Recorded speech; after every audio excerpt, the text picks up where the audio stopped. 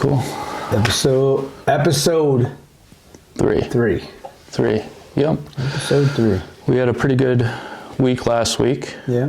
So we went to the Great American Outdoor Show down in Harrisburg, which was really cool. It's my first time going down there, checking that out. I've been to some smaller ones, but that was my first one. That was, that's one of the bigger ones, right? It's the largest one in the world. Yeah. Outdoor show. Okay.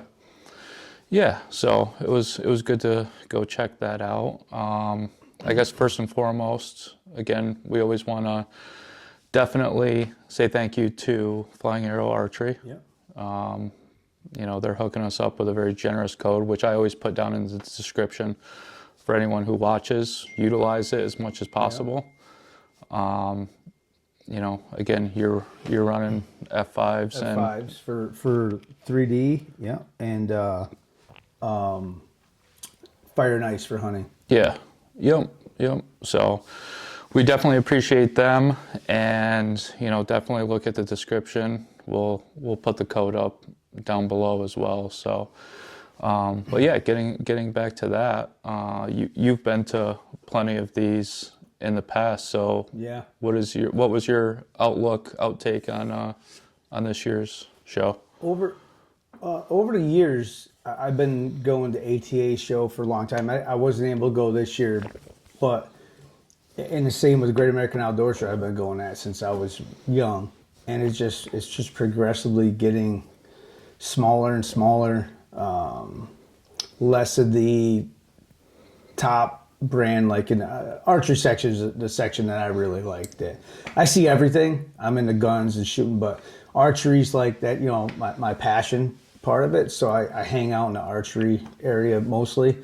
You're just seeing the less end bow companies and products getting involved. You don't see as many of the famous people. You know what I mean? Like your Mike Waddell's and all them. They would be around all the time. Right. Constantly somebody in there. But there's just not like it used to be. Why do you think it is? I don't know. Yeah. Just numbers, I think. Right. I think it's just numbers. They look at the numbers of the people going to the shows. You have to make money off it. So if you're a company and you go, it costs X amount of dollars, how many sales, they could see their sales because all these people go there every year. And I'm pretty sure it's probably been significantly going down. So then why are we going to pay for a booth or pay for these celebrity hunters to go there and see people? Or if you got these real big manufactured like bows, they're not going to spend the money to go there. What are they going to make off the sales from there after they subtract everything it costs? Right. It's probably a wash, so why even go? You know what I mean? Yeah. But it's the same thing at the ATA show. Same exact thing. But then you got the Mobile Hunter Expo, which is new, and that's the newer thing. That's getting all the hype. Like we started the first one, I remember it was a few years ago. It was in Ohio, and it was small. And each year, now there's multiple states they have them, and it's getting bigger and bigger. And you'll have every tree stand company, saddle company, ground blinds, anything to do with mobile hunting. Right. You'll have archery products too, broadheads and stuff like that. But that's just getting bigger and bigger. And it's more of like the one in Ohio, you were able to go outside and get in a saddle, bring your bow and actually shoot your bow at a target. Oh, that's cool. What I mean? So it's pretty cool. So they have that. Then you have Hunt Stock. I'm a part of Hunt Stock. I help put on the show at Vernon National in New York. And same thing. You go there, you have all your vendors, all different stuff there. And then you have a 3D range. You have sporting clays. You have a rifle range. You have there was like I don't know if it was Hart muzzle. I think it was Hart muzzleloader was there, and you were able to go up on the rifle range and shoot a muzzleloader. Nice. That they had there. Then they have some novelty shots to make money on with the bow. Your 120-yard shots, and stuff like that. Seminars, people talking, demonstrations with hunting dogs they have there. So there's a lot of different ones out there. It's kind of like, it seems like that's where everybody's starting to go to. because it costs a lot of money to go to the ATA show, you know, and you go all the way to Indiana. It's a lot. When you got these smaller shows, like right up in upstate New York, you got, you know, Vermont, New Hampshire, Maine, Connecticut, Rhode Island, New Jersey, Pennsylvania, all these states. It's not that far. In a couple hours, 2-3 hours, you're there, instead of getting on a plane, flying all the way over there, and then getting a car and a hotel. It's expensive. So these little road show type things are where they're getting a lot of traction. A lot more people going to them. More companies are looking at it, going, "Wow, there's a market in this." You know what I mean? And they want to get their product out there, because you get to go there and actually like test them out and use them most of the time. So, and if you can't, there's somebody there that, like at the Mobile Hunter, they have a whole group of staff that are in saddles, and we have platforms and stands hooked up all over, and they'll be on them showing you the different things, because you don't really want people just climbing on them, you know, liability. But how everything works, they'll sit there and explain to you. If you've never been in a saddle, they'll explain to you how they do it. I was there last year because I'm always with Elevate, and I run a hybrid setup. So I hunt out of my saddle, but out of a regular fixed tree stand. So I get the best of both worlds. I can still turn around. I just pull my tether up over my shoulder. I can shoot straight behind me, and I could turn around and face a tree like a normal saddle. And if I get tired, I can just turn around and sit down. So it's kind of the best of both worlds. And I was explaining to people how I do that. And when you do that, you don't need the most expensive saddle out there. Because, I mean, if you're just saddle hunting, you want a top line saddle, because I don't care what anybody says, it's comfortable. It's a few hours, and your knees are in the tree, they're on the side, you got knee pads, you're sideways, you're moving all over the place. It's not nearly as comfortable as sitting in a stand. So you don't need, when you're doing a hybrid, you don't need a really high quality saddle, because it's not carrying all your weight. You're kind of standing up. It's just stopping you from falling over backwards. You know what I mean? But I could still walk over to the side of the stand, kick off the side of the stand, or walk around the side of the tree and shoot, because I still have a saddle on. So there's a lot of different ways you could do it. If you want to save a little money, you could buy a less expensive saddle and hunt out of your platform. And do it that way. I know some people would use a lone wolf climbing stand, the top part, the seat, and they would bungee cord that and climb up a tree with it, and then stand on that as a platform. With their saddle. So there's a lot of different ways you could do it. And at these mobile shows, you get to see that. You know, I'll tell you my way. Kyle was there that I went home with. He'll tell you his way. And Chris Leppert will tell you his way, and Jacob will tell you his way. And everybody's there and these aren't just people that go out hunting. These people kill like big bucks on public land. All over the country, you know. And they'll tell you what works for them, depending on body type and age and all that stuff. It makes a difference. But that's why them shows, I think, are gaining a little bit more traction. Like you saw, we went to the show. Not much stuff you could really test. You grab something, hold it in your hand. You know what I mean? It's just not the same as it used to be. I used to go there. I used to help. Chris Brackett would be there doing an aerial show. Throwing stuff. I've thrown stuff up in the air for him back in the day, and he's shooting it out of the sky, and that was pretty cool.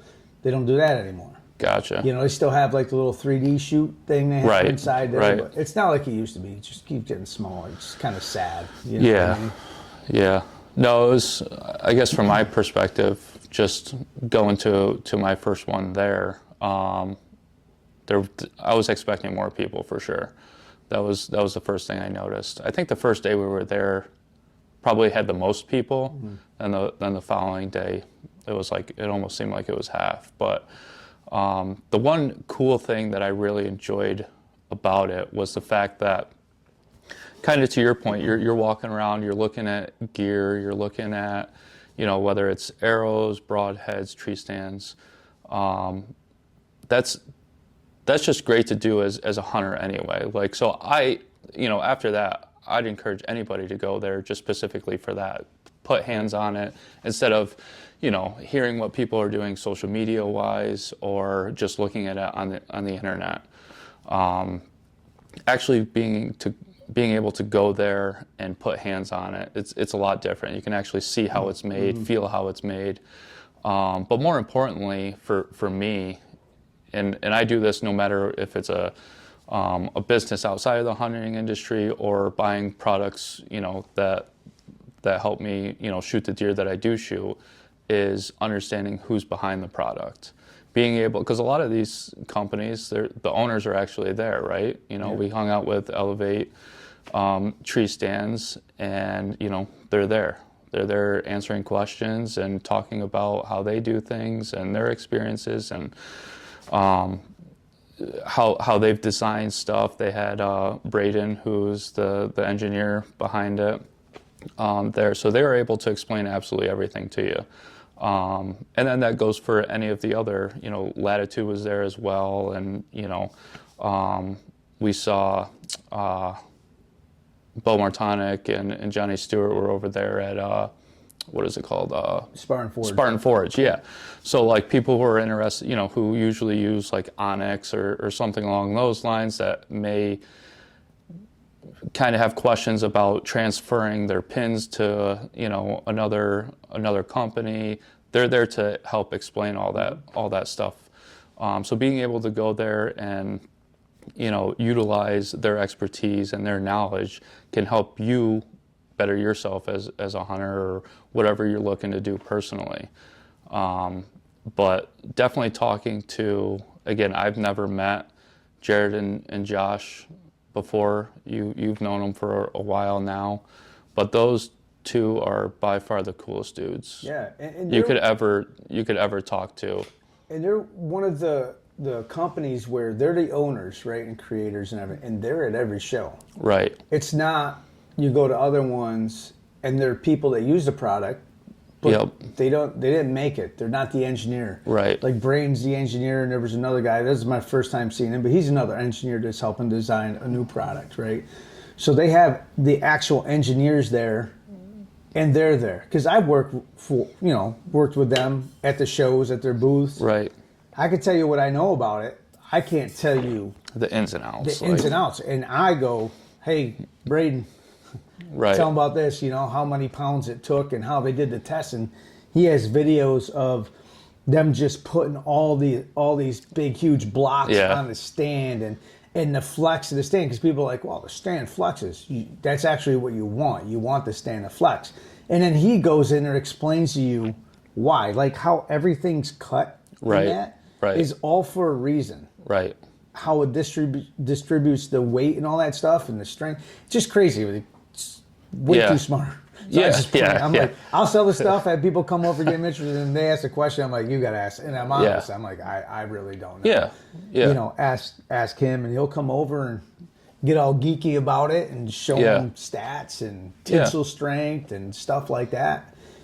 But that's what's cool about that company. Right. You go to a lot of them, like we went to. That's just people that are like, hey, you want to sit in my booth? I'll pay for your entry fee and give you dinner. Right. And you can stay, we'll pay for Airbnb, and then people that use the product come, which nothing's wrong with that. But it's part of the difference between like Elevate and a lot of all the other ones, because they're actually there. Right. You got a product. A lot of times, people that had it and they had something wrong, they were able to either fix it, or the people bring the stand, or they could take care of the issue right there because they're the owners and designers. Right. They're not going to somebody from another state that the owner of the company never met. They're just there because they're friends with somebody, and they're like, well, I'll sit at your booth. You know what I mean? So you get a little bit different. You have to go through 2, 3 people before you get to the boss, where the boss is right there the whole time. So I love that they do that. At least one of them is always going to be there. There's always going to be one of the engineers, and it's American made, and it's all American made. It's amazing. Like, you ever see them? I mean, I don't want to talk about them. You ever see them talk to them about how they got started into it, and they all work in a steel industry in Kansas, and how they got to making tree stands, and I don't know if it was the CEO or the head guys like gave them the okay. It's just amazing story how they do it and where it comes from. Yeah, they have a lot of passion behind their product. It's not just a tree stand. It's like a way of life for them. Right. You could talk to them, and they'll never talk shit about any other stand companies. That's the crazy. How many people we go to, and they're like, well, here's this camo and this camo and that camo over there, right? The guy had the infrared light, and he's like, they suck, and look at this sucks, and they suck. And and this is what you want. And it's just like them, but it's Right. cheaper. And it just broadheads. Remember the Yeah. guy with a broadhead? I feel bad when they look at me and ask me, "You want to see my product?" I don't want to be like, "No." So Right. I'm like talking to him, and all I said was that I was like, they're nice, which they're not. Right. But I was like, they're nice, but in New York they're illegal because they're barbed, and he freaking flipped out. Right. But how long was that? I was there Yeah. for a good I 20 know. minutes. I had to walk You went away. to the other, they're looking at biohazards or something. I'm like, Jesus Christ. And this guy's just going on, and you're like, broke the end of, look, they break off. And then I'm like, Right. all right, man. And he's just like, I'm so sick of New York people coming over here. Right. Right. That's what you're getting behind the product. Right. Exactly. Exactly. Yeah. Instead of just saying, oh, that sucks. Yeah, Right. I know New York's like that. But he just flipped out, man. And that was early in the day. It just opened. It was like within the first hour or two of the show. Yeah. Like, what do you got to be pissed off about already? Right. Yeah, no. I don't know. That's probably why I didn't sell a lot of products. But there's a lot of people like that. Right. Yeah. So like when you first introduced me to Josh and Jared, like I'm the type of person, especially if I'm interested in like a product or interested in a business or whatever, I just sit back and observe. Like I want to know who it is that's selling it before I start asking questions, because then I can tell whether or not they're just bullshitting or, just trying to get me to buy a product just for the sake of, making some money. And just listening to these guys talk about, not talking about, how other brands are shit and stuff like that, or, they're talking to us, and then next thing you know, there's a customer that comes and starts looking at the product. They're going over there, and their attitude just doesn't change whatsoever. They're talking to them like a normal human being. They don't go into like sales mode. They don't go into sales mode. Like that's someone who's confident in their product and is confident within themselves. So that to me, it was just like, I'm like, yep, I'm upgrading all my stuff to Elevate. They had a guy come that was like in like a kind of a wheelchair or whatever. Yeah. And he's like, oh, I could step 12 inches. I can't go up my ladder, so I'm thinking about something like this. And I go like 12 inches or something like that. And he's like, and they're talking to him, and he's like, sir, I don't think this product is for you. I wouldn't anybody else would be like, all right, here you go. Yeah, you could step up from this step to this step and sell it to him. He's like, sir, I don't want you to. Right. I don't think this product's for you. I don't think a mobile stand, at least my mobile stand, you can go talk to other people, but I don't think it's for you to safety-wise, Yeah, they care. There was one guy, he said, that was old. He was able to move in it and everything. He bought it, and then he wasn't able to hunt one year or something, and then he just couldn't do it. And then they worked out a deal, and he got stand. They took the stand back and stuff, but that's the kind of company they are. There's not many companies that will go out of their way like that. Right. And we sat there talking. Then we were talking about turkey hunting. We're ripping out turkey calls. Yeah, that was the cool thing. Is like we talked just as much about turkey hunting and life in general as we did whitetail hunting. And I'm like, this is Ducks. exactly ducks. Ducks, And it was cool. And they never pressed anything. They never said, oh, I'll use this call and this and that. It's just a normal chit chat, and they talked about what they use. And I was asking Josh a little bit about what he uses for cameras and stuff like that, and he was showing they're just cool dudes. They're absolutely awesome. So like, and then again, compared to some of the other people that we talked to or saw, it was just like a very cutthroat. It is. Which again, I assume that's kind of how it was, and I know you've talked about that before too. It's a little bit of a cutthroat business there, but it's like, well, you'll have friends that are involved. They're partnered with another company. And they see you over at working for a company that's probably a competitor of theirs. They won't come up and even say hi. Right. Like, why is that? You know what I mean? Like, that's what I don't like about the industry. You'll see it's very cliquey. They'll have their own little clique of people. Yep. You know what I mean? Them are the people I tend to not like. I don't associate with much. Yeah. I'd rather go to, even if this product is $50 more, and they're good people and I like them, and this other person's an asshole, and I know in real life I would never hang out with them. Right. It would be a problem. I'm not gonna. Right. I'd rather spend $50 to a good person. Right. Not somebody that just trashes everybody every time they can. And, Yeah. and everything's junk. You know what I mean? Yeah. And you'll see a lot of, all you got to do is watch podcasts, and you'll see when people get put on podcasts, how they Right. are and how they trash other people. But, Yeah. And that's why I like them. Just people gotta be real. You know what I mean? Right. And I think that's what, that's what we're trying to do with like this podcast too, is like we're trying to get out of that mentality, or help people get out of that mentality, because again, hunting is, they say it's kind of like dying out, with hunter numbers and stuff like that, whether that's true or not. But like the last thing we want to do is have that happen. And discourage more people. Right. Yeah. So it's like, we can all coexist. You can all have your own products that you like to use or that you're sponsored by. Whether you're a saddle hunting guy or, a hang-on guy, ladder stand guy, whatever the case may be, I don't care what you use. I really don't care what you use. Now, it's cool to have those discussions about what you're using because, again, I'm the type of person where it's like, I like using hang-on stands. I don't see myself using a saddle, but that's not to say that I wouldn't ever use a saddle. Hearing discussions, you've used a saddle before, hearing other people talk about their experiences, it may be something that I try, and who knows, I may end up liking it. But without being able to coexist and have these conversations, it's just, that stuff's starting to die out, and you get stuck in your ways, and people get, tired of either not having the success that they want, or, they try to talk to somebody and they are in their own little clique and they just kind of like shoo them off, and it's like that's not what we want. Yeah, it's just that there's so many ways to do it, and you got to figure out. So you could take like for example, fighting. Right, I've been involved in martial arts since I was a young age. Right, and I still teach and coach. So I'm not going to teach you something, right? Or when I was going through, I would pick what works for me, right? So you're a lot taller than me. There'll be some techniques and moves that you do, right? And you could do them really well. Like I trained with John Jones once, and John Jones is doing something. I'll never be able to do that. Right. I'm 5'8". It won't work for me. The way he uses distance and range.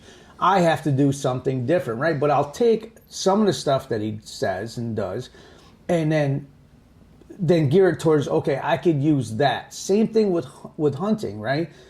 Everybody's different. I'll take what one person says, another person says, because there's no exact way to do it. Right. Deer get killed every freaking way you could possibly think of. And there's the people that say this is the way. They're full of shit, because there's other people that I guarantee if they think they're the best, there's somebody out there that killed a bigger deer than them doing something so crazy and ridiculous. But you take what works for you, right? So I still use every kind of tree stand out there. I have climbing tree stands, I have ladder stands, I have fixed stands, I even stand on branches with my saddle. So there's whatever it takes. If I know a big deer's in this woods, right, I'm going to do whatever I can to get him. If he's not anywhere else where these nice big trees are, I'm not. If I want to go hang out in them nice big comfortable trees where I could see and there's nice lanes, I'm probably not going to get the deer, right? So I'm going to go in there. There might be times where the trees are only like this. I'm going to ratchet strap 2 trees together and put my platform up there, my small platform, and hunt out of my saddle, because you can't get a regular stand in the tree. Right. So there's a lot of, but if I'm hunting, especially like gun season, now I'm going to be in a ladder stand overlooking a field to have a nice supported rest all the way around me. Mm-hmm. So it all depends on what I'm doing. My favorite is a climber. It's my favorite. Probably because I did it since I was 12. Yeah. I get in there. I don't break a sweat getting up the tree. I just climb. Don't worry about, I go up the tree once. It's just easy to me. It's fast. It's quiet for me. People say it's not quiet. You obviously don't know how to do them, because I literally do everything everybody else does, and that's it's probably the easiest, quietest way that I go up the tree is with the climber. But I can't use a climber everywhere. If there's branches, if this is the tree and this has got all kinds of branches on it, I'm not getting up there in the climber. So now I'm going to use my regular sticks and could go around the branches. So there's a million different ways to do stuff, but people Yeah. just can't listen to one people and think that's the gospel, and that's the only way it's going to get done. I love listening to people kayak hunting. I think it's cool. Ain't going to help me at all. I have nowhere to hunt around here where I'm going to use a freaking kayak. Yep. So none of that stuff's going to work for me. Yeah. You know what I mean? So it all depends on what you're doing. If you're hunting, you're talking to people out in the Midwest. They're hunting the Dakotas and stuff like that. They have a method, right, to get the deer done. Yeah. Not going to help over here in the Adirondacks. It is not the same. Right. So you just got to learn to adjust. And I recommend if you're going to go hunt a state, try and talk to somebody or listen to somebody that hunts that state and how they get it done that's successful. Right. You know, and then you use it there, and then wherever you go, do the same thing. But Yeah, and put your own spin on it too. right, Like you tweak. Yeah. I could have a setup, be like, this is comfortable for me. Right. You get in there and be like, no, I gotta. This is all right. It's a place to start from. Right? Yeah. You got a starting Foundation. point, and then you kind of, you know, like if I'm teaching jujitsu and there's how I do an armbar, right? Right. Is I could show you how to do the armbar. You're going to do a lot different. You have such longer arms and legs. You know what I mean? You have more control than I do. So you're going to do it a lot different. Be like, oh, it's a lot quicker for me to do it this way. Right. I can't. Right. My legs are too long to do it that way. So there's a lot of different ways to do things. Yeah. You know, and just take what works for you. Right. And that's what's cool about going to these expos and shows and stuff is like you go there, you talk with these guys, you understand what the product is, you're building a foundation. You know, even if you are just starting out, like you don't know whether you want to saddle hunt, use a hang on or ladder stand, go there and just understand what each product is and how it's being used. You're building that foundation. And then, you know, not that we have a bunch of disposable money by any means, some people do, but, you know, buy one and use it for a year, 2 years, see how you like it. And then if that's not you, switch it up. And that's just part of the experience. That's how you grow as, you know, as a hunter is by doing that. I mean, it is like some things are going to be more expensive than others, but you don't have to buy the top of the line, you know, hang on stand. Right. You could start small. It's like, okay, like I really, it's going to be heavier. You just can't be a puss anymore. Right. Everybody turn I literally be there and be like, how heavy is that? Oh my God, mine's 0.3 ounces less. When did we get soft? Right. Right. Freaking carrying, I remember carrying a 30-pound stand. And now people are like, well, that's 11 pounds. That's 11 and a half pounds. Mine's 11 pounds. Right. Like, what? The same thing with bows. You know what I mean? Right. Mine's 4 pounds. Oh, this one's 4 point. That's too heavy, 4.2 ounces. Like, you that soft? You know how much 0.2 ounces is? Right. Like, it just... You're worried about that. It's so crazy. That's all they worry about. Right. Is it's all about weight now. Right. And then the most of people that spend all that money, because the lighter the stuff, the more expensive it is. Right. Oh, yeah. So people are spending all this crazy money, and then they're going 100 yards off the freaking road. Right. Or hunting off their four-wheeler and going 50 yards into the woods. Like, you didn't have to spend the money on that. Right. You know, if you got the money, it's fine. But there's a lot of people that they see that's what these guys use, and they feel, I'm going to use this, and I'm going to get a deer because that's what they do. There's so much more into the gear. The gear has the least amount to do with it. Right. That when you're to kill a deer, the gear is the least amount to do with it. It's all the strategies and entrance and exit and all that stuff. But people watching TV, they don't look at that. They just look at, oh, they got this stand. I got to get this stand or this bow. You know, same thing with bows. What's comfortable in my hand, right? Might not be comfortable in the others. Might not be comfortable in the other person's. It's you. If you pick it up, you pick something up, especially a bow, and it doesn't feel comfortable in your hand. Right. And they're like, no, you got to shoot it. You're not going to shoot it good. It's same thing with pistols, right? If I pick up a pistol and it doesn't feel comfortable in my hand, I am not going to shoot that as good as the pistol is comfortable in my hand. The bow's the same exact thing. If it's not comfortable, you're not going to be able to shoot it well. Yeah. Yeah. It's a mental game. Just because your buddy says that's what he uses and you got to have it, or the guy on TV uses it, doesn't mean that it's going to work for you. Right. You know, it's all preference. They all work. Yeah. And it's a starting point. And yeah, there is a time and place where the weight does come into play. If you're, you know, out west and you're hiking, or even the Adirondacks, really depends on how far you're hiking back, then yeah. But if you're just like starting out and you have private land and you know where you're going to be all the time, start off, you know, where you can and if you're slowly in your build up. Early 20s, you're complaining about weight. Right. Go to a gym. Right. Like, go to a freaking gym. Right. You know what I mean? Yeah. Like, my father carried his freaking Baker tree stand until he was 50-something years old up mountains. Right. You know what I mean? Like, come on. It's not... We just got soft. Yeah. We just got freaking soft. I see these, like, young kids in shape. They're like, oh, that's too heavy. Come on, man. Yeah. Yeah. Well, yeah. And I think a lot of it is because of the TV and YouTube and all that stuff, that they're just trying to, kill deer with, spending money. And that's just not the case. So it's an interesting, because it's going to those shows too. It's not only interesting hearing the owners talk, but it's interesting hearing the consumers talk. Yes. Yeah. Hearing their stories and there's some, like when we were at the Elevate booth there, I mean, some people just like, it's like they try arguing for the sake of, I don't know if it's because they don't have the money to buy the product or whatever the case is, but there was one guy that came up and I won't say the name or whatever, but he was using a different product with the stands, the hang-ons, and he came up and he's like feeling the weight and stuff like that. He's like, oh, that's, he gave a compliment, like those weight. He's like, I'm not giving up this one. And he started to like, kind of like belittle that company or whatever. And it's like, if you don't like, if you don't like it, just move on. Like that's okay. Like at the end of the one guy that goes from one booth, he's like, look, I'm looking at this other stand. It's got this, but I like this. And he goes back to the other. And then he comes back. He's like, well, they got. Well, then just go. Right. Then buy the other one. Yeah. You're. Yeah. This is what it is. I know.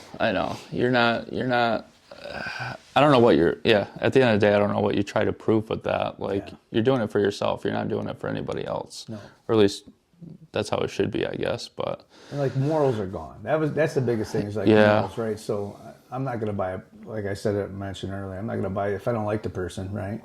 Morals. I'm not. Hey, same thing with vehicles. Yeah. I buy American products, American owned. Right. That's me. Yeah. You have people push, the flag and the country and this and that, and then you drive foreign vehicles. They might be assembled here, but they're not owned by the United States. That's a big difference. I own vehicles that are they might be assembled in a different country sometimes, but when I'm spending that $50,000, $60,000, $70,000, it's owned by the United States. Right. It's a U.S. company, right? But you'll see them do that, and then I see them driving around with trucks that aren't American owned. Right. You know what I mean? Yeah. You push this one narrative that you're so American, but it's the same thing with tree stands. They're all pro-American and everything. Then you go see them buy this aluminum cast tree stand. It's cheap because it's made in China. Right. Yeah. Almost all your carbon bows. You know where carbon comes from? China. Right. So it all depends where your morals are. If I'm going to say I support U.S. products, if there is a U.S. product, just like cell phones, do we have American made? There's no cell phones made in America. Right. As soon as there is, I'm going to own one. I have to have a cell phone, so it's going to have to be one made in freaking China. Right. Yeah. You know what I mean? Yeah. It's just like most of your carbon arrows. They come from China. It's the carbon. Once we start getting more Americanized stuff, it's you try and do as much as you can. Yeah. With what you can American made. Sometimes it's more expensive. Sometimes you can't afford it, and I get that. When it comes to tree stands, I bought a lot of Chinese stands. Yeah. I couldn't afford an American stand. You know what I mean? Yeah. But now that's all I buy. Right. I'm not going to buy something made in China. It's just you work your way up to it. Unless I can. Don't get me wrong. There's stuff that you can buy. Right. That you need that's freaking not made in this country yet. And hopefully they will be. But. Right. But yeah, no, overall it was good for my first time going. Like I said, I don't have the history behind going to a bunch of these and understanding, numbers and stuff like that. But I enjoyed it. It worked because it was easy to walk around. Yeah, it's fun. And that's the thing, too, is don't get discouraged. Because if you talk to anybody that's been an ATA show for a long time, they're like, oh, it freaking sucks. Right. It's now, if you've never gone, it's still going to be the best time it was awesome. You've had because you're not freaking tainted like most of us. Right. We were there when it was the coolest thing. And every time you turn around, you're bumping into somebody, and you're at a restaurant, or you're at the hotel bar, and you're with, you know, Mike Waddell and Will Primos and Lee and Tiffany, or you're all sitting there. Don't happen that much anymore. A lot of it, I think, too, is the internet. You know what I mean? You can buy everything online. Yeah. So what's the point of going there if everybody can buy it online? You used to go to ATA show, and you didn't see anything till it got released at that show. Right. Bows and everything. First time seeing it, there was even pictures. There'd be teasers. Now they release them whenever. They don't do that anymore. That was one of the cool things. You want to see a new bow that's coming out, you had to like go there to get it first. That's cool. Or a product, the first time you're touching it. Like there's even ads on them yet. Right. Now it kind of went away from that. Yeah. Yeah. Because of the internet, you know what I mean? Yeah. You could buy everything now. Back then, people weren't shopping online all the time like they are in the last few years. Yeah. Yeah. No, just I encourage everybody to go to them though, because at the end of the day, it was a good time. It was a good experience. Got to meet a lot of cool people. You know, we had dinner with the guys from Hunt Stock there too. Those guys were. Yeah, Kim, we ran into them. We were at one of the camo booths. And I'm like, yo, what are you doing? These things. Oh yeah. Porter Dickinson from Hunt Stock. I'm like, what the hell? And then we were going out to eat, and we all went out to eat. And everybody that was there, because we just saw them too, but there was a whole group of them. Right. Every single one of them were all from the staff from Hunt Stock that I worked with in Vernon National. And then we went out to dinner and we had a great time. A lot of laughs, had a few drinks. Yeah, lots of laughs. Yeah. No, that was good. But again, like if we didn't go to that, we wouldn't have had that experience. No. We wouldn't have been able to make some. And a lot of these guys too, that like Adam Miller there. Yep. He's with Bowhunter Chronicles. One of my good friends, Adam. Awesome dude. He had me on his podcast, and so when we're talking about not having money for stuff sometimes, and that's what's nice about getting in these groups, right? And he's got a Patreon you can get on. And when you're involved, you go to these shows and these like Mobile Hunter, for example, right? You get on the Facebook page. It's a whole group of guys. Yep. They'll send you stuff. Like certain people, like Adam would get sent saddles from different companies to try. He's got like 10 saddles. Right. They'll send you one. Right. Be like, here you go, try this out. Like, I didn't even have to buy one. Right. You know what I mean? A lot of guys will do that. Yeah. You know, so you could take advantage of gear and stuff like that, especially when it comes to saddles, because most guys have 2, 3, 4 saddles.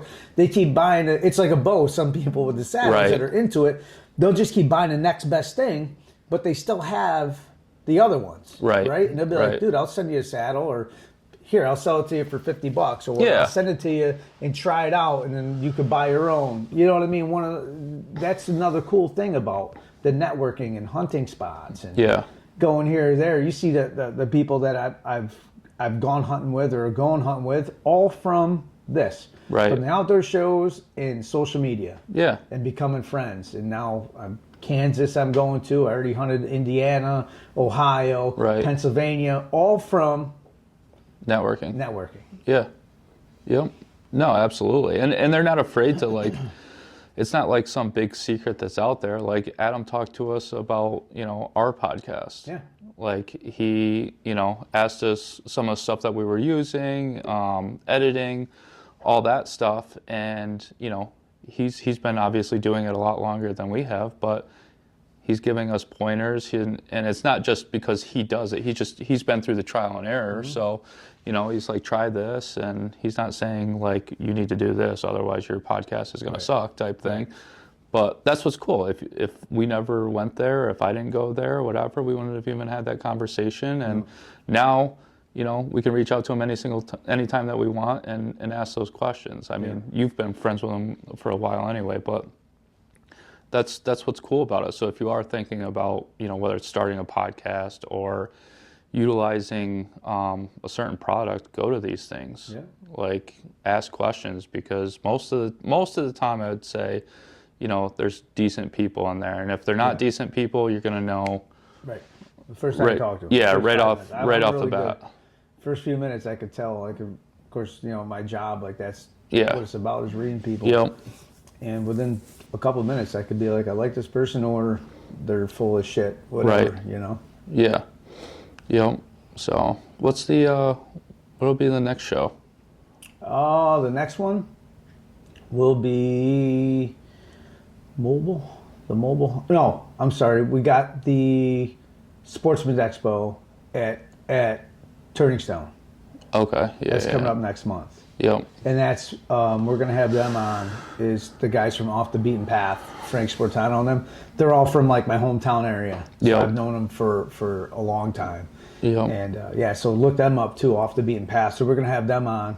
They do hunt camps. They go to Kansas and Ohio and all Right. over the freaking place. You know, Yeah. they've hunted moose somewhere, and Yep. so they've been doing like hunt camps for a long time too. Same group of guys. They got a YouTube channel. You can see all their hunts and stuff Yeah. like that. Yeah. No, that's cool. And it is kind of funny going back to the whole relationship side of things, like how you see people on YouTube and how they are and how they interact versus how they are in person. Yeah. Like I said, some of them, like, you know, I watched some of Josh and Jared's stuff from Elevate. Like, watch them on there, I'm like, these guys are exactly Yeah. the same, and it's cool. And then you talk to some other people, and I'm like, like, Yeah. I'm glad that I met them because that probably wouldn't be someone I would hang out with. But regardless, even if it's not your type of person to hang out with, you can still learn something from them, one way or another. If They're you still, think you can't learn something, Yeah. you're never gonna improve. yeah, no, absolutely. And there's a lot of people that aren't even there that, you know, you talk about all these people that this is the way to do it and, you know, this, that, and the other thing.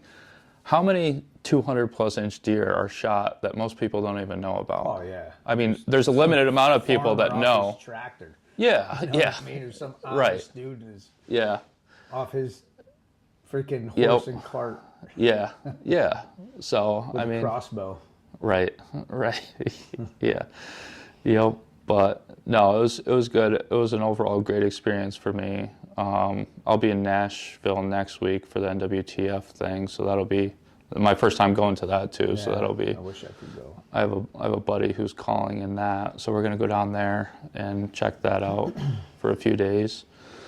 And then we'll start hitting some more of those shows. So it'll be cool. We got compliments on the shirts too. Oh yeah. Yeah, That's you right. want to pull that out? Shirts. Here we go. So this is the front. You can see it's the front right there. We got a red American flag on that side, and here's the back. So I got tapped on the shoulder a few times. Yeah. Because I was wearing it the first day, and they're like, "Where do you get them shirts?" Yeah. I'm like, "Oh, I don't have any." He's like, "I buy it." Remember that? And you Yeah. saw that one guy. I had it happen in the bathroom. Guy tapped me on the shoulder. Yeah. I'll buy one right now. Right. I don't Yeah, have we it. don't have You it. should have had You should have a backpack full. We got.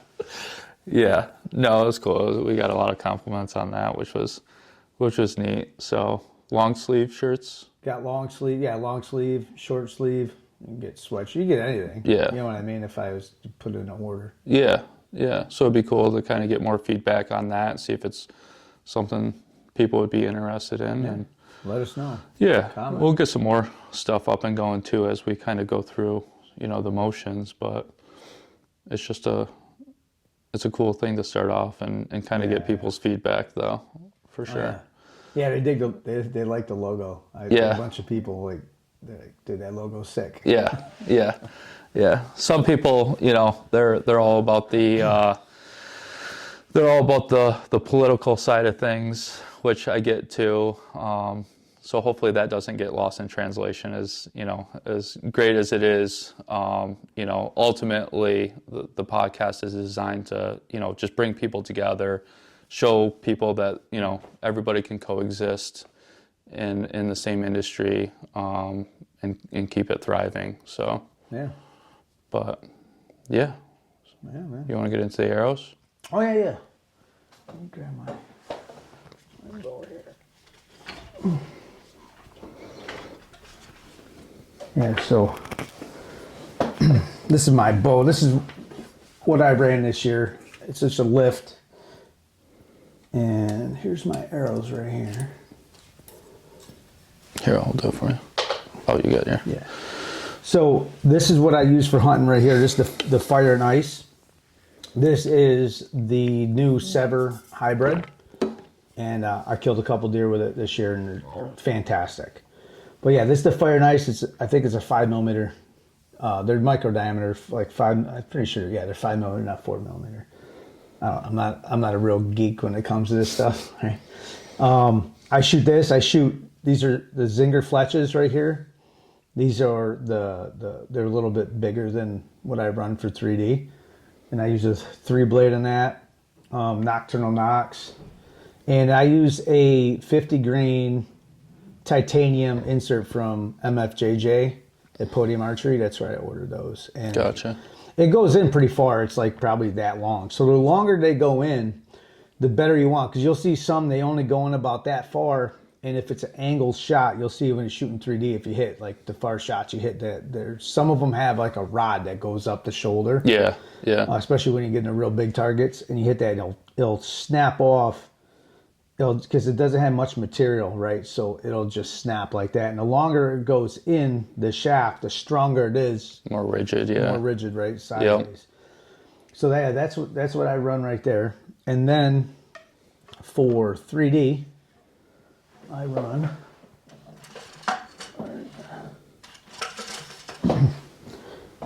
these. These are the F5s. Now these are standard diameter shafts. And again, I'm using Zinger Fletches. These are the 4-blade minis. So why I shoot that is I could get my housing of my sight so far down that it basically goes right in between them two fletches. You see what I mean? Yeah. And it's very micro diameter, skinny, so it's less drag. I had a 3-blade, like a 3-fletch like that, but it just a little 4-fletch shot a lot better, especially farther distances. And it shoots like a freaking dart. And these arrows are like, I don't know, $70 a dozen. Yeah, I think like that. 60, 70. I use, the only thing I do is I put a 50 grain brass insert in them, so I get a little bit more FOC. Like this arrow's really light. Right. Like I want to say it's like 370 grains I shoot, something like that for 3D. Just so I could get them 130 yard, 140 yard shots and use, my pin instead of aiming at a tree, 10 feet above the target and try to hit it. Right. Like if I use these, I mean, I max out, I think, at like 100 yards with those. Right. Like I wouldn't shoot anything past 100 because my housing's just hitting my arrow. With these, I get like 130 yards. Shooting 80 pounds, I get like 130 yards out of my sight with using a pin. Right. And then the other thing I use is I shoot HHA sights. So this is I shoot the Tetra Rise. This is the 3-pin. So this one has 3 pins in it. And they're the most solid built sight. Again, all made in America. Chris Ham is an amazing guy. Like they support their troops and first responders. I get invited every year. Matter of fact, me and Adam Miller were talking about it. There's like 4 or 5 different dates of shoots that they put on. Yeah. And one of them is we go there and shoot the 3D shoot. They have like a country concert, and then you get a tour of the Matthews the facility. It's right next to them. Another date is you do the same thing, shoot the 3D shoot. They even have a Sporting Clays thing, and then you go to Vortex, because Vortex is right on the same road. Like they're all next to each other. That's cool. So they have different ones depending on what date him and I can both go to. But yeah, so this is what I use. This is what I was using. This is the first site Chris Ham sent me when I was on his podcast, and he sent me this site. It's like a single pin, but it's got 2 pins there. And I had this for a couple years. I freaking love it. And then I went to the 3-pin. So these 3 pins inside, all of them adjust. So you could actually adjust them to where they are. Where this is, you got a top pin and you have a second pin on it. Like that second pin's stuck, whatever it is. Right. So for what I shoot, that was 37 yards was my second pin. So I still got a gap, right? So if the deer comes out and he's like 20 yards and I pull back and he goes through brush, gets a little farther, I know he's probably 30 yards, I could kind of gap shoot, right? So I know it's 20 and 37, so I got a range in there. So much better than still having just 1 pin and aiming, let me put it, a foot over his back. So you got some kind of guessing with that. Right. So then I shot a single pin since 2009. And then this I've had for 2 years, and having that second pin was really nice because it really cut down the gap of guessing Yeah. on the shot, right? Then I had that bite me in the ass a couple times where the same thing, he comes out 25. I shoot basically 0 to 30 yards with one pin, 30, 32 yards. You have him come out and they're 25 yards. I pull back and he's going through freaking brush. And now I know he's about 35 yards and I don't have time to set down, let down and adjust, right? So now with the 3 pins, so I got that set up. I have this set up. I got 20, 30, 40. So now if I pull back, he's at 20, then he starts heading out a little farther. By the time he clears trees, I have a pin. I'm not guessing at all. Right. If he's, so I go out to 40, 20, 30, 40. If say he's 42 yards and he's just sitting there feeding, now I can still shoot this as a regular single pin. So I'm going to turn this, I'm going to turn it to 42. And I use my top. I had my bottom pin as the floater before, but I shot a lot better groups farther with the top pin. Gotcha. So then whatever he is, if he's just sitting there, and if he's 34 yards, and he's just sitting there, I'm going to use my dial to 34 and shoot my top pin. I got a 34-yard pin. That's the only reason why I like using these, because I have a pin for every yard. Right. Right? So if you're just fixed, like say this didn't move, I just have 20, 30, 40, everything else is guessing. Right. Or gap shooting. Yep. Where I don't have to gap shoot if he's in between yards, right? So I got 20, 30, 40, say he's 35, and he's just sitting there. I'm just going to turn this to 35 and put my 35-yard pin on. Right. So that's why I like... Not that you can't gap shoot. It's easier than the single pin. It's so much more accurate than gap shooting. Right. I could put that pin exactly where I want it. Right. You know what I mean? Yeah. So that's what's nice about, but there's a lot of times you don't have time. Right. And that's where I had, with the 3 pins, worked out great. You could do 20, 30, 40. You could do 30, 40, 50. Right. Some people keep their pin on 30. Right. They don't ever keep it off. When I shot a single pin, it was always on 25. I kept it on 25 because I could shoot all the way to 35 yards and only be like maybe an inch low. Right. So I would shoot, keep it on 25. Then if they're really close, I just aim right at the bottom of the heart. Right. So I don't have to do that guessing of trying to dial it in. Yeah. Now I shot, every deer I shot with this was 30 yards or plus this year. I didn't have any top pin shots. Right. You know what I mean? Right. And I didn't move the sight at all on any of them. And it was nice because the one buck I called in, he came running. And by the time I ranged the gap that he's coming through, he was down on the bottom. He stopped. I grunted. He stopped. And he's just looking. I grunt again. And when I snort wheezed, he come flying up the hill. And I had enough time to range find on the ridge where he's going to cross. I hook my release. I look, and he's coming up. I pull the bow back. And as I get the bow back, he's coming through that gap, and I had to yell at him. Mm-hmm. And it was nice because it was 35 yards, so I gap shot between my 30 and 40, and I hit him right in the heart. Right. So it makes it nice having to do that. But that's something that you learn through the years. I learned from my own mistakes. You know what I mean? And that's what works for me. It doesn't mean it works for everybody else. Right. Someone has preference. I like fixed. I used from 12 years old till 2009. I used, talking brass pins with little nuts that you slide up and down, and you would take nail polish to hit the tip of it, so you got an aiming point. Like, that's how I started. Right. You know what I mean? Yeah. So I like having the fixed pins, but I like that I can actually have a pin for every yard. Yeah. With adjustable one. Yeah. You know what I mean? Right.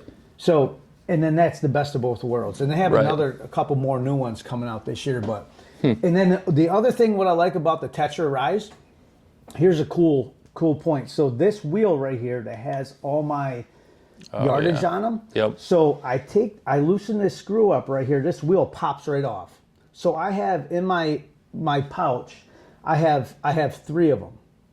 So I shoot 70 pounds and 80 pounds. Actually, I'm sorry, I have 4 of them. So I shoot 70 pounds and 80 pounds, depending on what I'm doing, where I'm going, and what time of the year. And then I have a wheel for each one. So this right now, this is dialed in for this setup right here. Your hunting setup. My hunting setup. Yeah. Now, if I want to shoot 3D, I don't have to go resight this in. I put this on 20, I lock it, I unscrew that, take it off. I take my wheel for my 3D arrows, slide that on there, mark where, because I already pre-sighted that in. Right. Put it on a 20 down, and I could just shoot. So you know how many times I sit there, because these are a lot more expensive arrows, and I'll be with my buddies, and we'll be screwing around shooting. We have moving targets. We'll put stuff in the tire, roll the tire. I don't want to wreck my hunting arrows. Right. They are, because they don't have anything else. So I literally just put it like this, screw that off.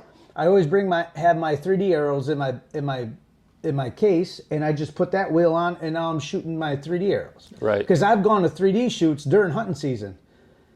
I'm like, I don't want to use my good hunting arrows, so I use my 3D arrow. Just swap the wheel out, and depending on the poundage. So you could buy extra wheels, so you can have them set up for as many setups as you want. You know what I mean? Right. And they interchange, like both these wheels, right, for both these bows, fit each other. The Tetra Rise, they both interact with each other. And you can have it changed out in a minute. Yeah, like a minute. Yeah. That's so cool. I could go from shooting a hunting arrow to a practice arrow. Right. Did you like the with the single pin, the visibility? Because I know there's less visibility with, like, I shoot fixed pins. I have, I think, 4 on mine. Yeah. And obviously some view is obstructed because of the sideway pins. That's what I like about the single pin. Yeah. Because as I'm looking, I'm putting that pin on, I could see everything. Right. You know what I mean? But yeah, when you get these pins, you know, it covers up some, but it's only 3. You see how narrow that is? It's not a lot. So I can still see. Because when I went back to this, it took me a couple times to shoot it, because I shot a single pin, like I said, since 2009. And I just come up, and I could see the backside of both sides of the deer, and it's just a pin in the middle. Yeah. Now this comes this way. It took me a minute, but then once I did it, I was like crazy accurate with it. Yeah. You know what I mean? Because I got used to it, and it's so nice not having to move the sight. It just makes you more, I think, more of a lethal hunter for me anyways. I don't have to worry about letting down, range finding, adjusting the sight. He pull back, he moves, and do it again, and by that time he's gone. Where I got I can gap shoot from 20 to 40 with no problem. Right. You know. Right. A lot less variables. Right. There's enough variables as it is. Exactly. But yeah, I know some people love the single pin, and more power to them. I mean, I like the idea of it because you have that one single pin, and again, I would just line that pin up with the inside of that leg. You know it's right there. Put it where you need to, and you're off to the races. The thing I liked best was if the deer is 53 yards, I have a 53-yard pin. Right. If he's 27 yards, I have a 27-yard pin. Yeah. I could turn that. Each time I turn it, it's like having a different pin. Yep. That for accuracy wise, that was the most accurate way that I shot. But sometimes now when you transfer that to hunting with the variables of deer moving, coming through the brush, if you just hunt fields or you're the Midwest and stuff like that, right? Like that's great because most of the deer are bedded. Right. You got the set range, or they're in the field feeding. You know what I mean? Yeah. But when you're up here, like in the Northeast, you got a lot of woods. The deer starts off at 10 yards. By the time you draw back, he pops out. Now he's 30 yards. You guys sit there and, oh man, right. Do I put it on top of his back? Or I just, you know what I mean? Yeah, or he's 40 yards, and next thing you know, he pops in, he's 15 yards away, and the last thing you want to do is make a lot of movement, and it's like, oh, shit. That's the other thing. Now, if he's far, right, and I pull back, and now he's coming in, now, I got to let down. Right. So it just cuts down that part of it. You know what I mean? Yeah. They all, like I said, I've killed them both ways. I've killed them with this recurve. So, you know what I mean? It's just, personal preference. I just like being the best I could be. Right. So that's why I go shoot 150 yards. Yep. You know what I mean? I don't start we practice 40 yards is the closest we 40 yards and back. Yeah. And then we'll walk up sometimes and be like, let's go to 20, and we get up there, we're like, this ain't 20 yards. This got to be 10 yards. Right. And then we hit the rangefinders freaking 20 because it's so close. Yeah. But if you could group them at 40, 50, 60, 70, 80 yards, and you could group them in there like that, 20 yards, I'm telling you, I could pull up and shoot 20 yards. It's almost like I'm shooting my recurve. Right. Just because it's so easy to do. You know what I mean? Right. Because everybody could shoot 20, 30 yards. You don't know you have a problem with any of your equipment really till you go past that. Right. That's when you realize, oh, my arrows are whipping. Yep. You know, I'm not hitting the same spot. I'm shooting to the left and the right or up and down, and that's when you learn that you really need to focus on your where your string's hitting your face, the string tension on your cheek, your grip. Right. All that, because the bow grip makes a huge difference too. You might have to change your bow grip. So there's a lot of different ways. Yeah, because you have the Ultra View for your grip. Ultra, yep. That's the Be Real grip. Yep. The new one, because I'm switching to that because I like the idea. Matthew's new grips came out. They have grips that are a lot better. But before it's rounded. Right. It's comfortable in your hand. But when it's rounded, like this is the factory grip, because that pops off. I could put that on either the bow. But the factory grip is so rounded, right? So as I'm shooting, it's very easy to torque left and right because it's rounded, right? Where when you get this is very flat. It especially when I'm shooting 80 pounds, you could feel it in your hand because it's completely flat, right? So that hits your bone structure in your hands. Like the bows, once I put that pressure, it's not wobbling left and right. Right. It's not on a round thing. It's locked into this bone here and this bone here, and this flat spot's pushing against it. Right. And it just locks you in. I didn't know that till I was shooting for the first time when I had that bow. When I first got that, I was shooting, 80, 90, 100, 120 yards because we're going to attack.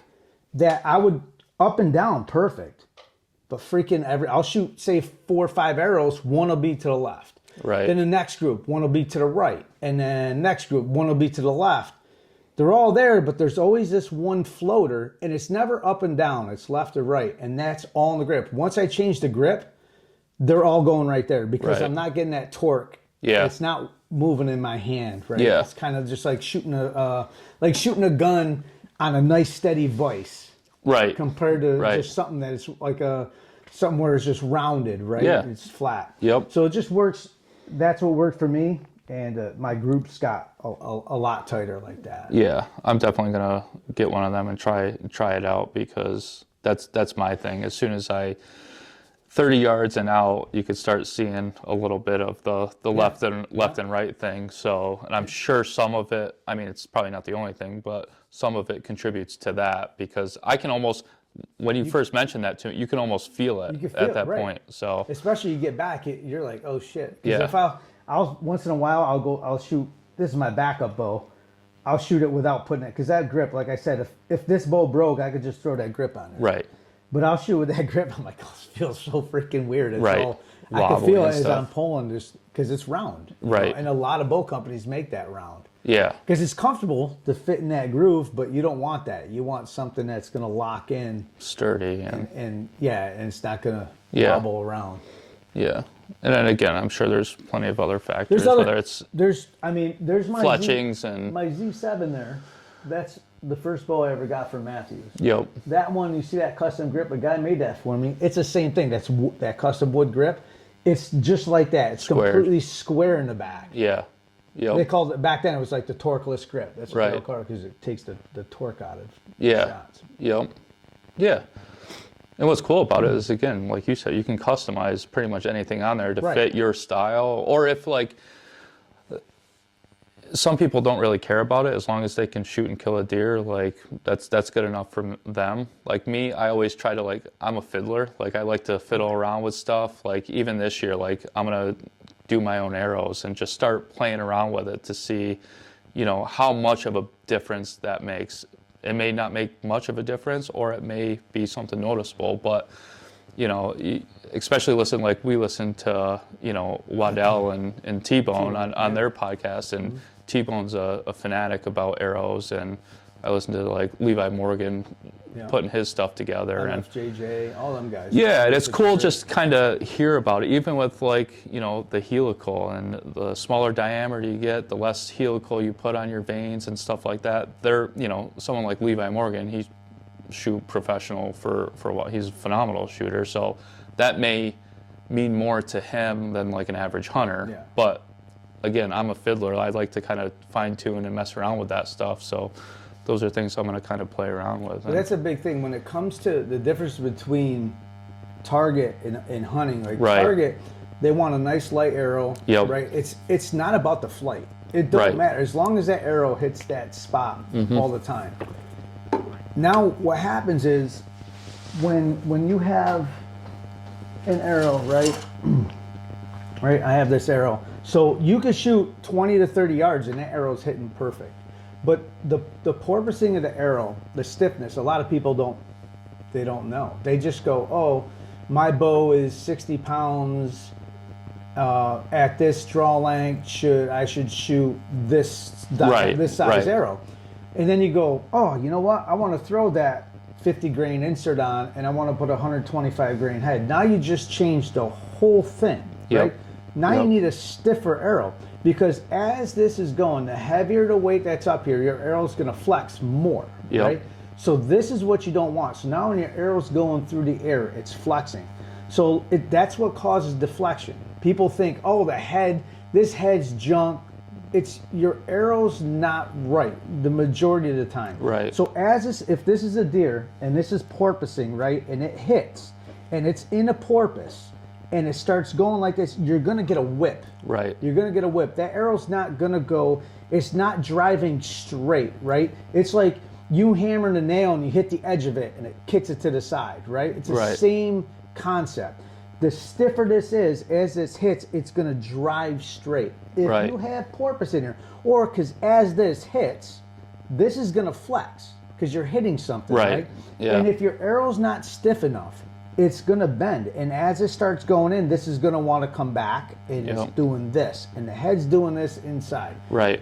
And if you hit a bone, and that's how it's going to skip off this bone and go this way. I had one buddy shot a mechanic, goes, oh, I shot it in a quarter and away, it ripped all the way up inside.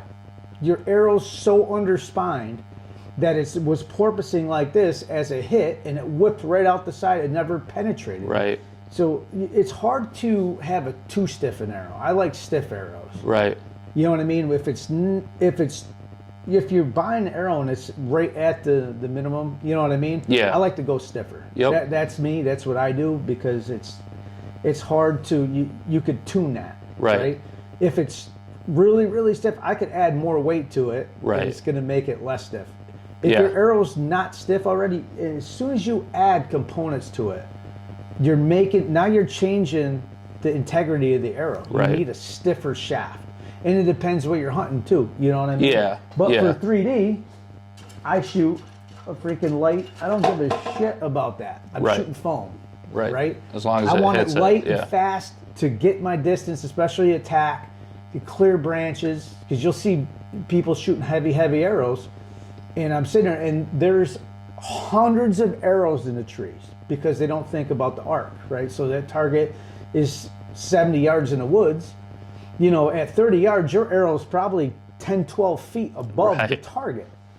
It's hitting the trees, but you don't think about it, Right. So I don't have that issue because I shoot a very light arrow, at 80 pounds, and So it's it's pretty bringing that down, flat, right? right. So and that's the thing too. You go heavy arrows, right? You get more penetration, and then you got light arrows. So now I get more distance out of my pin, and that's the thing too in the woods, right? So yeah, I could have this 600 grain arrow. It shoots great. I'm in the woods. I could shoot 20, 34 out to 70. But when I'm shooting a deer, say at 40 yards in the woods, you have to know how high that arrow, because Right. it is at 20 yards, it's so high because it has to arc because it's heavier. I shoot a 422 grain arrow. Right. It's light, but guess what? I shoot through every freaking deer. I shot big deer in the Midwest. I've shot bear up in Canada. Right. And I've shot deer in New York, and I shoot through them all. Yeah. Shooting a 422 grain arrow. For me, shooting at 70 pounds to 80 pounds, it's all I use. Right. Yeah. And I shoot right through them. Right. You know what I mean? So, because I got a flat trajectory, I could sit there and see a small gap like this, and I know my arrow's going to go through it because I practice a lot of 3D shoots. And when I do shoot, I don't just shoot in the wide open. you'll see when you shoot with me, I'll be like sitting there and be like, oh, this is too easy at the stake. Let me step to the right or left, and oh, look at that little gap, and try to get an arrow through it, because that's what hunting is. Right. You're not shooting this big open thing, but and a lot of people either wound deer or miss deer because they never do that. They're used to shooting, and they're nice and flip flops in their backyard in the grass where it's all completely flat. Now you start getting terrain, and you got to really look at your bubble. And how to level off on an angled shot. Right. So you'll see. You'll be like, I'm dead on the deer. How the hell did I hit way over there? It's because of the slope that you're on. Right. Sometimes you're shooting your bow. It feels like your bow's almost sideways. You're like, it just doesn't feel right, and you'll shoot, and you'll just hit it perfect. Other people are going to pull back and hold it normal, and they're going to be so far off to one side or the other because you're on a hillside. Right. You know what I mean? Yeah. Same thing shooting down and shooting up. Right. They're different distances. Yeah. It could still be 20 yards, right? If you move that up or down, it's completely different. Different, because you have to know where it shoots. And you learn all that doing these 3D shoots, not just shooting in your backyard. Yeah. You can do it. It all depends on how good of a hunter do you want to be. Right. Yeah. You want to be as lethal. A lot of people, I see a lot of guys you see on social media and everything that hunt, they barely shoot their bows. Right. Barely shoot their bows. That is like the last thing that they do. To me, when I release that arrow, that's the most important thing to me. Yeah. That's the one thing that I can 100% control in the whole thing, is how my bow is going to shoot. Right. So I want to focus on that, and I want to know where my bow shoots at every freaking distance and all that stuff. Right. Not go scout, get all these deer, and then just throw a bag target up and shoot a couple arrows, be like, I'm good. Right. You know what I mean? Yeah. But that's me. Right. Some people aren't like that. Yeah. Yeah. No, I get it.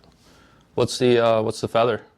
Oh, the feather? So, it's funny. So, turkey I shot. This is a turkey I shot, and you see there's another turkey I shot, and then right there's a partridge I shot feather. So, it's kind of, my father used to have it. So back in like the 70s, so like Indians, you ever see Indians always have feathers on it? It's supposed to make your arrow fly true. So my father would have one. Some Indian guy, I don't know if he would do from work or whatever he did. And so ever since then, I've always had a feather. I'm sorry. This one I didn't shoot. That turkey I shot. This one I found, when we have them on, I found it right before I shot my buck the day before. Oh, really? When we were scouting, I found it. I put it up and I stuck it. I'm like, this is gonna give me good. This is gonna give me good luck. I like it. So it. So I always have these. Have been with me for this turkey, and it was one of my first bow turkeys, and a partridge I shot with my bow years ago. And it's kind of like a good luck thing. It's supposed to make your arrow fly true, and that's why Indians do it. So I saw some. I watched a show. Forgot what it may have been on Exodus, where it was kind of like the cribs. Oh, whitetail type, cribs. Yeah, whitetail cribs type thing, and one of the guys on there had one on there. Yeah. So it was interesting. So I had to ask. Yeah. And then the other thing is quiver on or quiver off. Yep. I've always shoot with my quiver on. Yep. Just that's how I've always, military guy, law enforcement guy. Yep.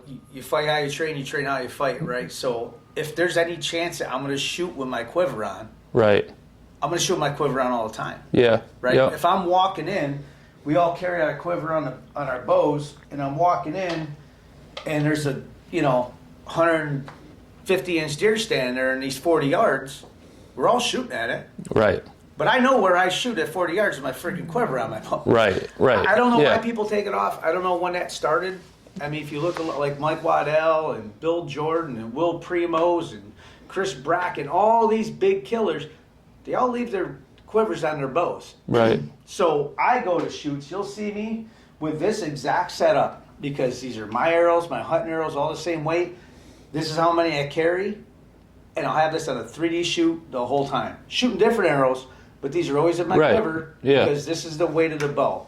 And that's how I do it. Right. Because I'm not taking I hate when I watch these shows. Nothing.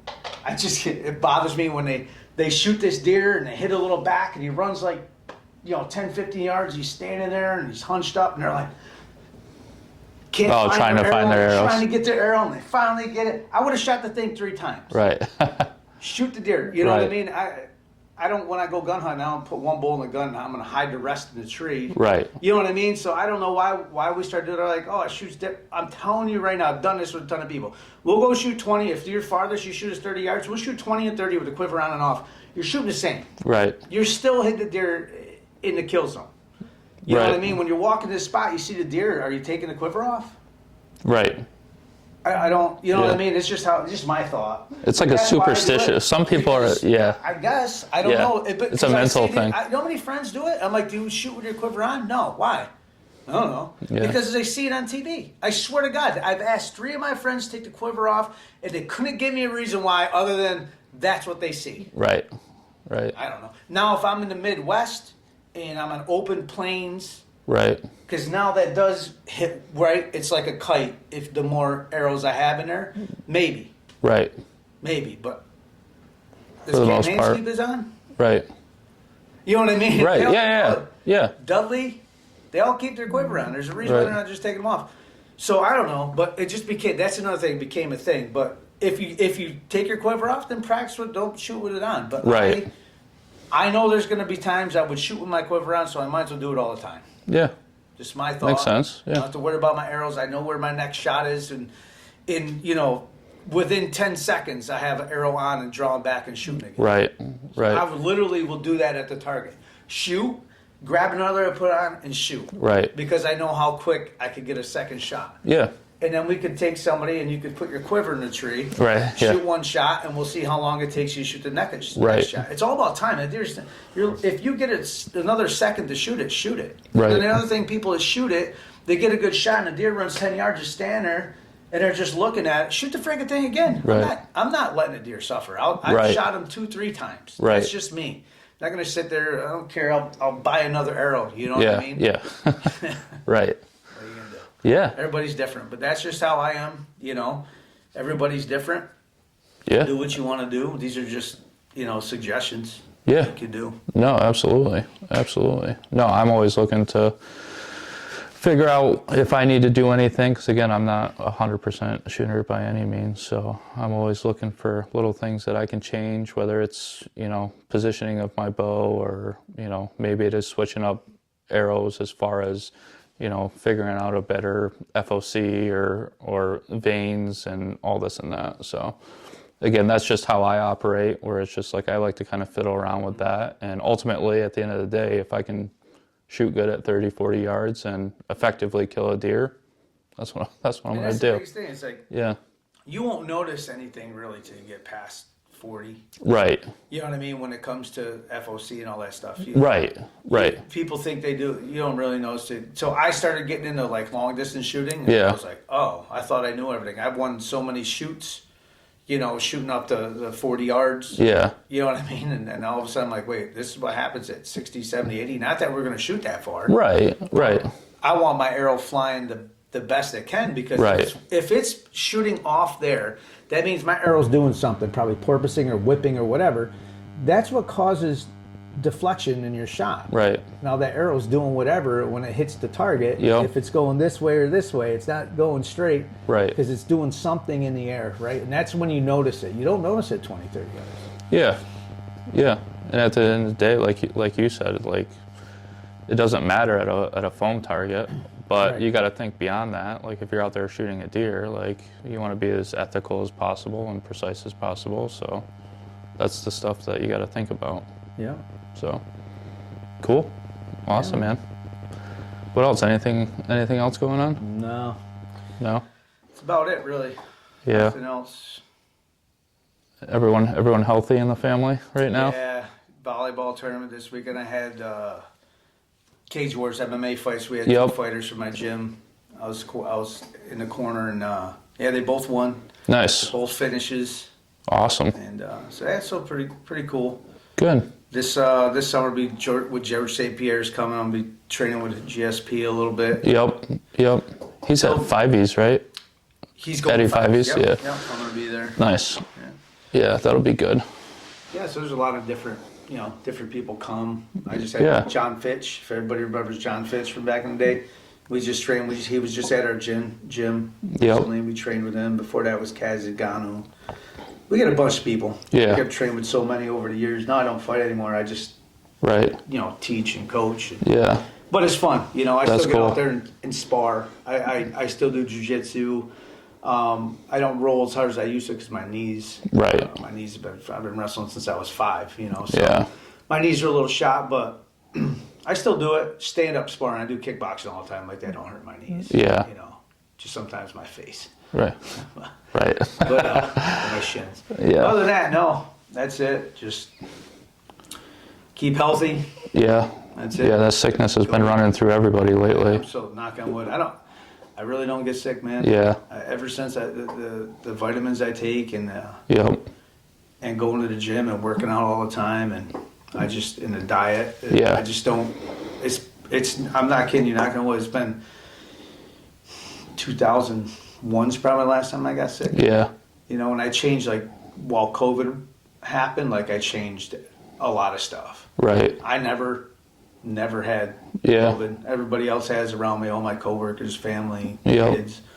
Never got it. Or I might have had it and I had symptoms, but Right. nothing. Yeah. You get the common cold, never had the flu. A Yeah. lot of it's your just diet and taking care of yourself. Yeah. Yeah. No, definitely. And I don't put hand sanitizer on my hands all the time. That's the big thing. Yeah. They're not used to the germs. They're not used my to. immune system's Right. probably- And then I do jujitsu and wrestling and all that. And Right. around sweat and blood and all that stuff. Yeah. On the mats, and your just immune system's Yeah. a lot stronger. That's why farmers don't get sick that Right. often, and Amish people. Yeah. 'Cause- Well, it's like babies too. Like you yeah. let them play with that stuff. They're building up their immune system. It's the same thing. It never changes. But not that I'm some health expert, but it just Well, you that start just going makes to- I sense. got you going to the gym. You're going to my Yeah. I go to now. Yeah. Not the MMA gym or anything, but the No. workout like CrossFit type gym. Yeah, I'm thrilled about that because I felt so much better since going back and getting back into that. Just mental clarity and just feeling better. I started because I gained a bunch of weight after the whole law enforcement thing. I was up to 260, and I just weighed myself before we left down to Harrisburg, and I'm down to 239. So There you go. See? getting there. You feel so much better. It's sucks. So much I tell better. People the hardest thing to do that you're going to do is walk through the door Right. to the gym. Right. That's it. I tell all the jiu-jitsu people, I tell people that go work out, Yep. the hardest thing you're going to do is walk through the door. After that, Right. it's easy. You just did something that 90% of the people didn't have the balls to do. Right. Is to actually go there and try it. Yeah. You know what I mean? Yep. And that's what I recommend. And I recommend the gym that workout. It's like a CrossFit type gym. Yeah. I don't have to think about anything. Right. I just show up. Workouts there. They're going to tell you what to do. Yep. Here's the reps or the time, and we're just going to bang it out the whole freaking the hour. Yeah. Where I'm not sitting there thinking about, all right, what am I going to do? Because I used to do that back in the day. I used to lift heavy, right? And it was the stupidest workouts I've ever did. Right. When I was really big into lifting. And I'll be going to the bathroom and take a freaking, Right. the brownie paper towel. I grab one of those. I'm sitting down on a toilet while I was in the military, writing down what we're going to do for workouts today. Right. Because you had to think about all that stuff. Yeah. Now you just show up. Right. So I do is just show up, and it's on the board. And if you go every day Yep. or every few days, you get everything you need to do because each day it changes. Yeah, and I think that was one big thing why I never really got into working out that much is because I just didn't know what to do. Yeah. So I would go there and mess around and stuff like that, but one of two things would happen is I would just get tired of it because I didn't know if I was doing the right thing, or I would hurt myself. Yeah. And, here with Sean, you just go, he helps. And not only that too, it's like anything else. It's like hunting and all that stuff. You develop a sense of community there, and because a lot of people are like, what are these people thinking when I'm working out, or I'm not lifting as much as them, or not making it through the full workout or something like that. But like a place like this where everyone is friendly, but Everybody's got the same goal. everyone got the same goal. Yeah, they don't care, and everyone. We're all doing the same workout. That's the thing. We're all doing the same workout. Right. Yeah, people are using different weights, or Yeah. they might have a a problem with a shoulder or knee, Right. they gotta change it a little bit for them. But we're all doing the same thing. We all got the Yeah. same goal when we're in there. Right. And everybody started the same way too. It's it. Yeah. It's everybody, exactly. Everybody started the same way. Right. Nobody judges you. It's, if you don't know how to work out, don't go to Planet Fitness. If you don't work out all the time, or, you know, you get the people like, and this has to do with hunting, because health is a big part of it, especially if you're going to start hunting other states and backpacking in, and you shoot a freaking 210, 15 pound deer, and you got to pack it out by yourself. Like, it's different. Like, you don't know how good a shape you are till you freaking do that. You know? So it's, if you don't know how to work out and you go, oh, I want to start dieting and I'm going to start working out, right? Yep. You never did it, and you go to Planet Fitness. Like, that is the worst thing. You're never gonna go anywhere. You don't know what you're doing. Go somewhere where you have to be pushed. Right. It's like it's just like if you're running. If you go home and work out, you could or you. There's great apps and stuff you could do. Right. You can get all these workouts. But you know how many people are like, I don't like that exercise, so you're going to skip the next one. Or it says go for a minute and you're like tired, so you just like pause it. Right. There's all these things that can happen. It's so different. Like, you can see when you're there, you're going. Yeah. And there's 60-year-old people in the class. And if you're tired and you see them going, it's going to push you. I'm not stopping it. Yeah. That old lady going, like, I'm going. Or I've always been like, who's the guy to beat in the gym today? Right. It's a competition. Yeah. It's fine. If I see, it's a drive. When I used to work out, Drew, he was a big dude, and I'd be like, if he grabs 80-pound dumbbells, I'm grabbing 85. Right. But he'll do the same thing. Or my buddy Rob, that's there. Yeah. You know, we'll argue over weights. Right. And it's like, it's what we both want to use. Well, he's like, well, I'll grab the 95. So I'll grab the 95. Right. You take the 90s. You know what I mean? He'll grab 95s and I'll grab 100. Yeah. And it's that thing, because that's how we push each other to do better. Yep. You know, you'll see, like, on Fridays and Saturdays, we have the full body day. I wear freaking 20-pound vest. You see me in my vest. Yeah. That's what I do. Because I want to get that 1% better each time. And until you push yourself, you're not going to get that. So on a Friday, Saturday, I add 20 pounds to my body and do all the same workouts. Right. And it's pushing me. That's how you don't plateau. A lot of people, you see, they'll work out and they get to that point and they just kind of plateau because they're going to the gym or they have a routine that doesn't push them that little bit. Yeah, if you don't do anything, you're going to go up, up, up, up, up. And all of a sudden you hit this plateau where... Yeah, it's better than sitting on the couch. Yeah. You know what I mean? But you're just plateaued. You're not going any farther. And once you get that, you feel yourself plateau with your weight or whatever, you have to do something. Right. If you're using 20-pound dumbbells, start using 25. You know what I mean? If you're doing, you know, like a lot of women I train, they'll do push-ups from their knees all the time. Right. They say, I can't do push-ups. It's because you don't do them. Right.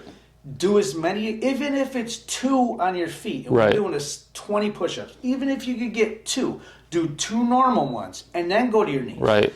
And then after a week or 2, guess what? Now they're doing 4 or 5 regular ones. And next thing you know, they're doing 20. And they're like coming to me like, oh my God, I never thought I could do it. Same thing with pull-ups. Yeah. Oh, you know geez, I mean? Don't even talk to me about pull-ups. Like, yeah, you can't do them because you never, once you figure out how to do them, it's how...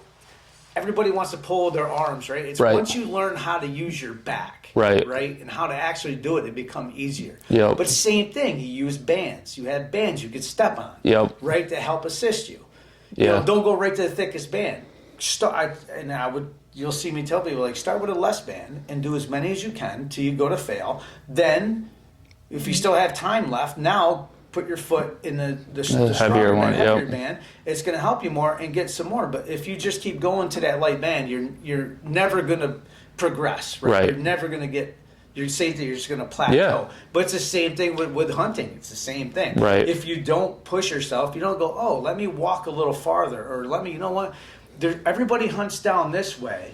Nobody ever goes over here because there's a hill. Right. How about you park there and walk up that hill, and I bet you're going to find a lot of deer sign at the top because no one's willing to do it. Right. But in order to hunt like that, you got to be in shape. You got to be in shape. Yeah.